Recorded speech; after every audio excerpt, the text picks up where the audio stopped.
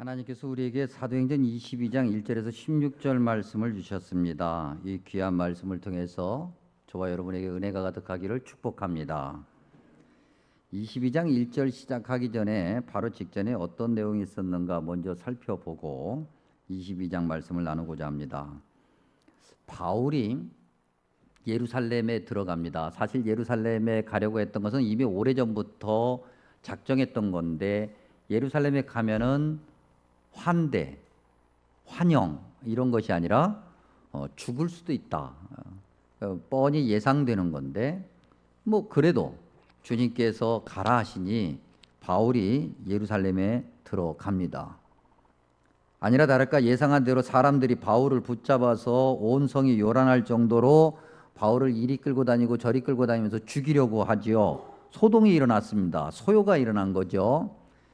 당시 예루살렘을 지키던 경비대장, 천부장이라고 하는 계급을 가진 사람이 그 이야기를 듣고 불이 났게 군사들을 끌고 와서 이제 무슨 일인가 알아봅니다. 그랬더니 바울 때문에 그렇다. 그러면 저 사람을 빨리 체포해서 분리시켜라. 근데 만약에 큰 일이 일어나게 되면 자기 경력에도 크게 흠집이 생기니까 천부장이 이제 바울을 딱 따로 떼서 영내로 데리고 들어가는 중에 바울이 어느 정도 좀 일단락이 되니까 정리가 좀 되니까 바울이 천부장에게 요청해서 이제 사람들에게 유대인들이죠. 유대인들에게 이제 연설하는, 우리말 성경에는 변명이다 그렇게 했는데 연설하는 그런 장면이 22장 우리가 읽은 본문의 내용입니다. 변명, 우리말 성경에는 변명이라고 번역이 되어 있지만 사실은 바울의 신앙 고백인데 그 신앙 고백의 내용을 한마디로 얘기하면 바울이 내가 젊었을 때는 내가 바울이기 전에 그의 이름이 원래는 사울이었잖아요. 사울이었을 때는 이런 사람이었는데 나를 주님께서 이렇게 찾아와서 이렇게 만나 주시고 지금은 내가 바울이 돼서 이러한 사역을 하고 있다. 이러한 것이 그가 얘기했던 1절에서 16절의 내용 고백이고 뭐 우리가 읽기는 16절까지 읽었습니다만 그 이하도 그런 내용으로 가득 차 있죠. 바울의 신앙 고백에서 살펴본 바울 이전의 청년 사울은 어떤 모습이었을까? 우리가 3절과 4절을 한번 다시 한번 읽어보면 읽을 때 우리가 또박또박 읽으면서 그때 당시 그 청년 사울의 모습으로 한번 돌아가 보려고 하면 나는 유대인의 길리기아 다소에서 낳고 이 성에서 자라 가말리엘의 문화에서 우리 조상들의 율법의 엄한 교훈을 받았고 오늘 너희 모든 사람처럼 하나님께 대하여 열심히 있는 자라. 내가 이 돌을 박해하여 사람을 죽이기까지 하고 남녀를 결박하여 옥에 넘겼다. 바울이 이야기를 하면서 한마디로 얘기하면 이런 거죠. 내가 청년 사울 때, 내가 사울이었을 때는 굉장히 열심히 살았다 이 얘기예요. 바쁘게 살았다. 내가 정말 하나님을 위해서 오늘 보니까 하나님께 열심히 있다 그랬습니다. 하나님을 위해서도 열심히 산 사람이었다. 그의 인생에 분명한 목적이 있었고 분명한 목적이 있기 때문에 방향도 분명했고 그것을 위해서 열심히 살았다고 하는 겁니다. 좋은 거예요? 나쁜 거예요? 항상 질문하면 여러분들은 답을 잘 안 하시더라고요. 자신 있게. 예. 자, 뭔가 인생의 목적을 분명히 하고 그 목적을 향해서 열심히 바쁘게 살아가요. 좋은 거예요? 나쁜 거예요? 좋은 거죠. 좋은 거예요. 근데 거기에 더하기 하나 더 신앙적 열심도 있어요. 우리가 다 교회 다니는 사람이잖아요. 그러니까 교회 밖에 있는 사람들은 다 내려놓고 우리끼리만 이야기한다면 열심히 삶도 살고 일주일을 7일을 놓고 할 때 단순하게 그냥 설명하기 위해서 6일은 열심히 세상에서 일하고 또 주일 하루도 열심히 교회 와서 아침부터 오후 늦게까지 뭐 여기저기 다니면서 열심히 봉사해. 좋은 거예요? 나쁜 거예요? 좋은 거죠. 좋은 거죠. 세상이 다 그렇게 얘기하잖아요. 아침에 늦게 일어나서 하는 일 없이 빈둥빈둥 다니다가 저녁에 들어와서 특별히 하는 일도 없이 계속 그야말로 디비 자면 그 인생은 칭찬받을 인생이에요? 그렇게 칭찬받지 못할 오히려 비난받고 꾸중 들을 인생이에요? 비난받고 꾸중 들을 인생이죠. 특별히 젊은 사람이 특별히 젊은 사람이 그렇게 할 일 없이 뭐 여기 조금 저기 조금 그리고 또 몇 달 뚝뚝 쉬었다가 또 뭐 하다가 이러면 참 곤란하지요. 그런데 청년 사울은 그러지 않았어요. 열심히 그것도 신앙생활도 아주 열심이었다. 다 3절과 4절, 특별히 3절을 다시 한번 보면 그는 길리기아 다소에서 태어났다 그랬습니다. 조금 더 읽어가다 보면 28절에 그는 나면서부터 로마 시민권을 가졌다 그랬어요. 특권 중에서도 특권 계층 중에서도 특권 계층이었던, 그야말로 상위 1%에 있는 그런 삶을 살 수 있는 그러한 청년 사울이 길리기아 다소에서 태어나서 로마 시민권이었지만은 로마 시민권자로서 살려고 하지 않고 예루살렘으로 와서 가말리엘이라고 하는 유대인들의 아주 뛰어난 그러한 스승 밑에서 율법, 즉 하나님의 말씀을 배우고 그 율법을 실천하려고 애를 쓰는 그런 삶을 살았으니 사울의 입장에서는 출세할 수 있는 길을 포기하고 또 다른 자기의 영적인 열심으로 이렇게 살아가는 거죠. 칭찬받을 만한 인생이 분명하지요. 당시 사람들이 다 그랬을 겁니다. 그래, 훌륭해, 대단해, 그럼 그렇게 살아야지. 그런데 오늘 바울은 그때 당시 그 청년 사울이었을 때의 모습을 결코 긍정적으로 말하고 있지는 않아요. 내가 지금 돌아보니 내가 그때 청년이었을 때, 사울이었을 때 내 인생이 문제가 있었다고 하는 거죠. 그의 문제 크게 두 가지인데, 꼭 우리는 사도행전만 봤지만 바울 서신 전체에 흩어져 있는 내용을 전부 다 묶어서 이야기해 본다면, 첫 번째는 인생이 너무 바빴다는 거예요. 여러분, 바쁘면 좋은 거예요, 나쁜 거예요? 한가한 것보단 낫지, 그렇죠? 근데 이 바빴을 때 함정이 있어요. 제가 노예 서기가 끝났습니다. 그냥 제가 이제 노예 서기를 이제 다 마치고 이제 맨 앞에 이렇게 우리 노예 기간 동안 참 별일 없이 은혜롭게 잘 마쳐졌어요. 그것도 참 여러분들의 기도고 하나님의 은혜입니다.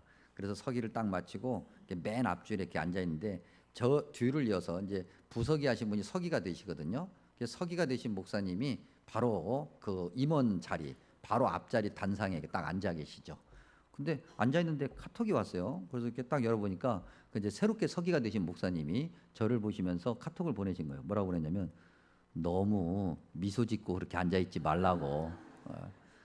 저절로 저도 알게 모르게 저절로 미소가 생긴 거예요. 근데 그분은 이제 막중한 직분을 이렇게 다시 이게 누군가 그분은 좀 힘든데 가만히 앉아서 앞에 앉아 있는 저를 보니까 실실 웃고 있는 거 보니까 배가 아팠던 거지. 그래서 이렇게 해서 보내가지고 너무 웃지 말라고. 예. 뭐 좋은 걸 어떻게 좋으면 뭐 저절로 표현이 나잖아요. 아유, 얼마나 홀가분한지. 근데 서기 때 진짜 바빴어요.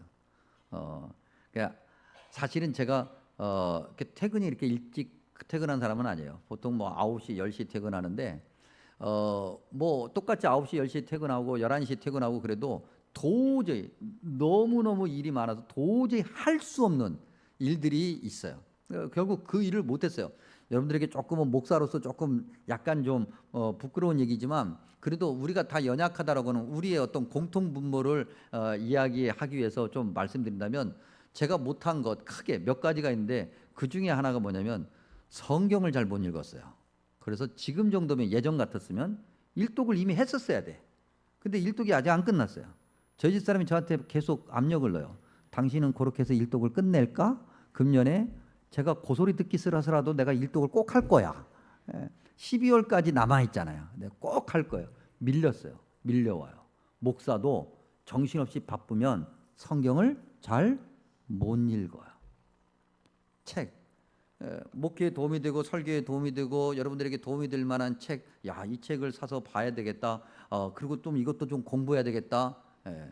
그래서 참 이렇게 사놨어요. 쌓여 있어요. 한 장도 못 읽었어요. 한 페이지도 못 읽었어요. 몇 달째 그냥 쌓여 있어요. 이렇게 평상시 같았으면 예전 같았으면 벌써 읽고 요약 정리 다 했었어야 돼. 근데 못했어요. 이렇게 쌓여 있어요. 바쁜 것이 그리스도인들에게 꼭 좋은 것은 아닌 듯 싶어요. 우리는 너무 바쁜 인생을 살아가요. 내가 사실 보면 별로 바쁘지 않거든. 근데 주변에서 바쁘다 하니까 나도 덩달아 바쁜 것 같아. 그리고 바빠야 할 것 같고, 뭔가 그래서 항상 물어보면 시간이 없대, 바쁘대. 교회 좀 다니세요? 바빠서요. 먹고 살기가 바빠서요. 교회 다니는 분들에게 이것 좀 하세요? 바쁘대. 바쁜데 맨날 놀러 가 있어. 어디 단 데 가 있고. 바쁜데. 아, 놀러 가니라고 바쁘구나. 그 생각을 못했네. 바쁜 것이 좋은 것이 아니, 그 바쁘다고 하는 것은 사실 나의 계획과 나의 생각으로 살아간다는 거거든요. 또 하나, 바울이 고백하는 청년 사울의 모습 속에서는 자기의 의로움이에요. 아까도 말씀드린 것처럼 내가 길리기아 다소 출신이야 적지 않은 성이에요. 작지 않아요. 꽤 커요. 나면서부터 로마 시민권자야. 그런데 그런 것들을 다 포기하고 내가 지금 예루살렘에 와서 이렇게 율법을 배우면서 하나님 말씀대로 살려고 하는데, 이 감히 예수쟁이들이 이것들은 다 잡아 죽여야 돼. 자기 의로움이 있어요. 자기 신앙에 의로움을 내세워요. 여러분, 우리가 지금 몇 주 동안 말씀을 나누면서 계속해서 공통적으로 말씀 안에 담겨져 있는 것이 무엇이었습니까? 예배를 안 드리는 것이 아니에요. 예배도 드리고 열심도 하고 다 해요. 그런데 자기도 행복하지 않고 남은 말할 것도 없고, 사도행전 7장, 8장, 9장, 특별히 7장 후반부에서부터 8장 앞부분까지 가면 바울 때문에 당시 죽은 사람이 한둘이 아닐 것이라. 우리가 정말 하나님 앞에서 열심히고 하나님이 원하신 대로 열심히 살아간다고 한다면 우리도 행복해야 되고 우리 때문에 누구도 행복해야 되는데 누구도 행복하지 않아요. 그러니까 오늘부터 바쁘게 살면 안 되고 이렇게 하면 안 되니까 내가 오늘부터 교회 일단 뭐부터 내려놓을까? 이건 아니에요. 교회를 내려놓고 신앙의 그러한 헌신과 순종을 내려놓을 일이 아니라 무엇이 잘못됐는가? 영적으로 무엇이 잘못됐는가? 그 출발점이 어디에 꽂혀 있는가를 살펴봐야 되겠다는 거죠. 방금 우리가 읽은 말씀에는 순종이라는 단어가 나오지는 않습니다만 내용이 결국 순종을 얘기하는 거니까, 그리고 또 지금 설교 본문 설교를 언급하다가 순종이라는 단어가 나왔으니까 순종이라는 단어 한번 생각해 보죠.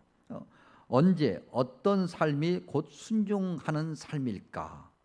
오늘 성경에 보니까요, 6절에서 11절, 특별히 7절에 보니까 이런 표현이 있죠. 땅에 엎드려졌다. 땅에 엎드려졌다. 새번역 성경에 하면 땅바닥에 엎어졌다 이렇게 번역을 했고요. 공동번역 카톨릭 성경, 카톨릭에서 가지고 있는 공동번역 성경은 땅에 거꾸러졌다. 오늘 우리 설교 제목이 뭐라고 되어 있습니까? 고꾸라졌다 그랬어요. 예, 고꾸라진 거예요. 고꾸라져야 돼요. 이 고꾸라졌다라고 하는 이 단어는요, 어떤 강력한 힘이 눌러서 땅바닥에 팍 엎어진 거예요. 그래서 못 일어나. 그 힘 때문에. 그 힘에 팍 엎어져야 되는 거예요. 조금 더 읽어보면 뭐라고 되어 있습니까? 7절에 계속해서 읽어보니 들으니 소리가 있다. 그리고 난 다음에 조금 더 나아가면은 뭐라고 기록되어 있습니까? 11절에 끌려다닌다. 끌려다녀. 고꾸라지고 그 누군가에게 끌려다녀. 그 누군가는 예수 그리스도 주님이시죠. 주님께 끌려다녀. 주님 힘에 의해서 고꾸라지고 주님 힘으로 끌려다녀야 되는 거예요. 내가 내 힘으로가 아니라, 내 계획과 내 생각이 아니라 주님이 이끄시는 대로. 그러니 정말 순종하려면 어떻게 돼요? 고꾸라져야 돼요. 주님 앞에서 고꾸라져야 돼요. 주님께서 끌고 가시는 대로 끌려가야 돼요. 자꾸 내 생각, 내 계획으로 가는 것이 아니라 주님이 원하시는 대로 그렇게 가야 돼요. 그때야 비로소 10절에 들리는 거예요. 누구의 소리가 들려요? 주님의 소리가.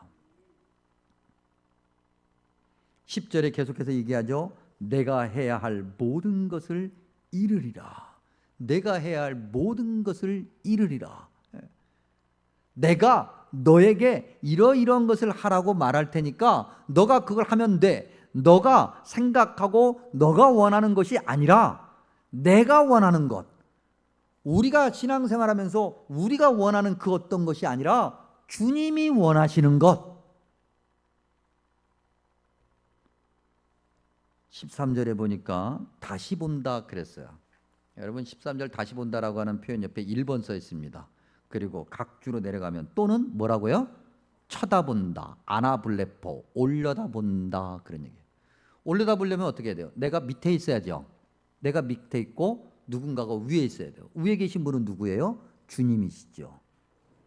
즉 고꾸라지는 거예요. 엎어지는 거예요. 주님의 힘에 끌려가는 거예요. 그리고 주님 앞에 와서 엎드려 주님께서 말씀하시는 소리에 귀를 기울이고 주님을 올려다보는 거예요. 그때야 비로소 눈을 바르게 뜬 거예요. 내가 원하고 내가 생각하는 것, 내 눈으로 바라보는 것, 그런 것이 아니라 주님께서 부르심에 그 부르심에 응답하고 나아가 무릎을 꿇고 순종하며 주님의 말씀에 귀를 기울이고 주님을 올려다보는 것. 야, 내가 너한테 이런 것을 얘기할 테니까 네가 이런 것들을 해. 자, 나를 한번 봐봐. 고개를 들고 주님을 봤을 때 이거 해야 되는 거야? 눈과 눈을 맞추고 주님께서 말씀하시는 것에 예하는 것이 순종이고, 그러한 믿음이 올바른 믿음이라고 하는 거죠. 여러분, 믿음 생활하면서 우리는 거의 대부분이 사실 이걸 잘 몰라요. 이게 무엇인지 몰라요. 그래서 대단히 송구하지만 교회 밖에 있는 사람들은 당연한 거고, 교회 안에 있는 저와 여러분조차도 우리도 이게 뭔지 몰라요. 그래서 신앙생활을 하다 보면은 오히려 중직자가 되면 내가 근데 예배도 드리고 열심히 봉사도 해. 안 하는 거 아니야. 그러다 보니까 내가 지금 굉장히 잘하고 있다고 착각을 해요. 그런데 항상 보면 나라고 하는 내 자아가 늘 앞에 나서 있어요. 증인이 될 수 없어요. 12절에 보니까 15절에 증인이 된다 그랬어요. 증인이 된다. 요한복음 3장에서는 이것을 거듭난다 그렇게 표현해요. 여러분, 요한복음 3장으로 잠깐 가서 보면 니고데모라고 하는 사람과 대화를 합니다. 근데 예수님께서 니고데모와 대화할 때 요한복음이 니고데모를 뭐라고 설명하냐면 3장 1절에 니고데모는 바리새인이고 유대인의 지도자다. 유대인의 지도자라고 하는 그 표현은 산헤드린 공회원이다 이런 얘기예요. 산헤드린 공회원은 당시 유대 사회의 최고 지배계층을 얘기해요. 그러니까 바리새인이고 유대인의 지도자니까 그야말로 모든 것을 다 갖춘 지도자예요. 요한복음 3장을 계속해서 읽다 보면 요한복음 3장 10절에 니고데모를 이스라엘의 선생이다라고 얘기해요. 그러니까 그가 하나님 말씀을 누구보다도 잘 알아. 그리고 하나님 말씀을 늘 가르치는 사람이에요. 듣기보다는 마이크를 잡는 사람이에요. 늘 그렇게 하나님의 말씀대로 살아가는 그런 사람에게 주님께서 뭐라고 말씀하시냐면 한마디로 얘기하면 너가 거듭나지 못했다. 니고데모가 답답해서 거듭난다는 게 도대체 뭡니까? 그러면 어머니 뱃속에 들어갔다가 다시 나오는 겁니까? 거듭났다라고 하는 것은 증인이 되는 거예요. 근데 그 증인이 된다라고 하는 것은 조건이 필요해요. 고꾸라지고 끌려다녀야 되는 거예요. 그래야 주님의 말씀도 듣고 주님이 주인이 되셔서 주님이 원하시는 대로 하죠. 근데 그렇지 않으면 증인이 될 수도 없고 거듭난 것도 아니고. 여러분, 기도가 뭐예요? 기도. 항상 이 말씀 나올 때마다 늘 확인하는 건데 기도가 뭐예요? 기도가 뭐죠? 기도는 하나님 앞에 나아가 주님의 음성에 귀를 기울이고 주님이 원하시는 걸 듣는 거예요. 근데 우리는 거의 대부분이 그렇지 않아요. 주님의 음성을 듣기보다는 주님, 저 왔어요. 자, 이제 앉아보세요. 그리고 나의 조건을 적어. 그래서 이것도 해줘야 되고 저것도 해줘야 되고 이거 하면 다 주님께 좋은 거예요. 내가 이거 해서 너한테 딴 데 쓰겠어요? 주님 영광을 위해서 쓰겠지? 그러니까 이걸 해주세요. 굉장히 멋있잖아요. 순서가 바뀌었어요. 어쩌다가 주님 제가 왔습니다. 말씀하십시오. 그렇게 딱 한마디 하고 그 다음에 나머지는 다 내가 원하는 걸 얘기해요. 100가지를 얘기하면은 그저 한 가지 정도 주님 내가 뭐 할까요? 그리고 나머지 주님 99가지부터 해결해 주면 그 다음에 요거 하나도 되는 거예요. 이것이 오늘 우리의 믿음 생활이에요. 16절에 보니까 여전히 죄인이라 그랬어요. 그때도 죄인이었고 지금도 죄인이란 얘기예요. 바울의 고백은 그래요.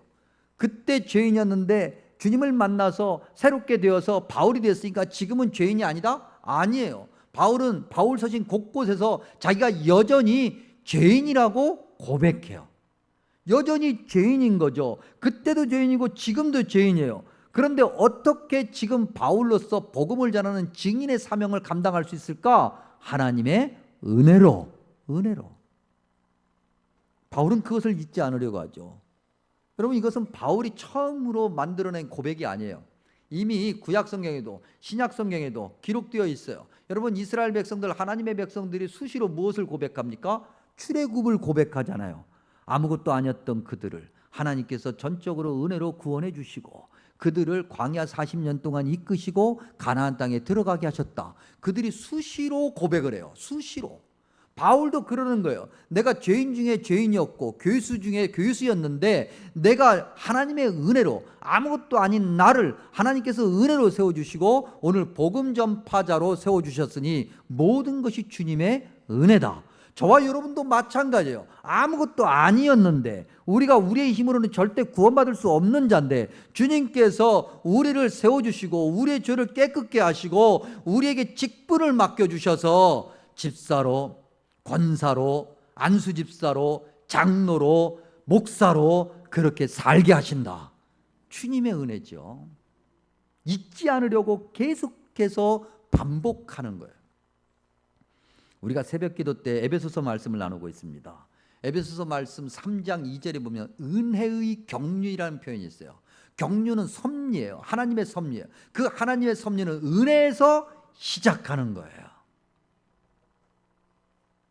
고꾸라지고 끌려다니지 않으면 순종을 알 수 없고, 순종하지 못하면 그리스도인다운 삶을 살 수 없고, 특별히 중직자다운 삶을 살 수 없고, 그래서 마침내 우리는 어리석은 결과를 가져오게 됐죠. 근데 고꾸라지고 끌려다니면, 주님 힘으로 고꾸라지고 주님 힘 앞에 끌려다니면 주님께서 우리에게 순종을 알려주시고 그 순종의 삶이 결국 주님께 영광이 되고 우리에게 복이 되는 거죠. 언제까지? 죽을 때까지. 어느 한 순간, 예를 들면 중직자가 되는 그 순간, 그때 한 번이 아니라 바울의 고백으로 하면은 주님을 만났던 그 다메섹으로 가던 그 도상에서의 한 번이 아니라 그때부터 지금까지, 그리고 죽을 때까지 계속.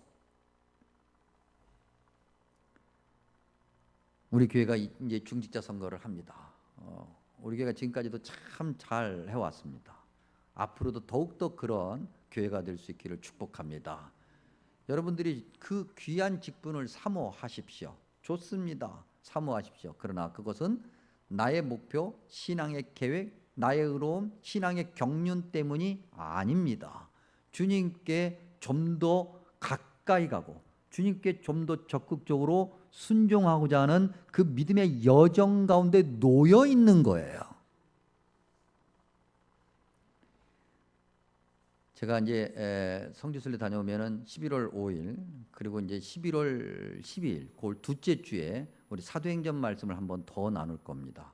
그때 사도행전 20장 24절 말씀도 나눌 건데 우리가 잘 알고 있는 말씀입니다. 한번 펴 보시겠습니까? 자, 22장이니까 뒤로 한 2장 정도 넘기면 20장 24절이 있죠. 오늘 설교의 결론이 되는 말씀입니다. 20장 24절 우리 다 같이 한 목소리로 하나님의 말씀을 같이 읽습니다. 내가 달려갈 길과 주 예수께 받은 사명 곧 하나님의 은혜의 복음을 증언하는 일을 마치려 하면 나의 생명조차 조금도 귀한 것으로 여기지 아니하노라. 아멘. 기도합니다. 좋으신 아버지 하나님 감사합니다. 귀한 말씀 들려주셨습니다. 하나님 듣게 하셨으니 감사합니다. 마음에 새기게 하시고 그 말씀대로 잘 살아갈 수 있도록 지켜주시고 인도하여 주시옵소서. 아버지 하나님 세우신 성심교회 귀한 직분자들 세워주시니 감사합니다.